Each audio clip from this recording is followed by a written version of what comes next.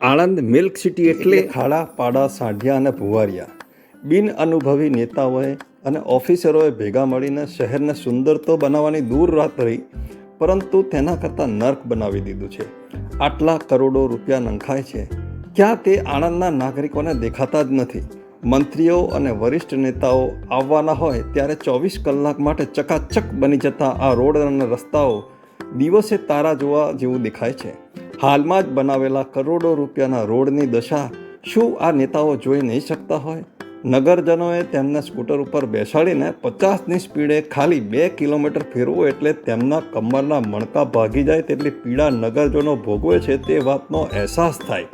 જ્યાં જુઓ ત્યાં ખાડા ભુવારિયા ફૂટી નીકળ્યા છે. રસ્તાઓ ઉપર ગાયો અને મારકના સાંઢના ઝુંડે ઝુંડ જોવા મળે છે.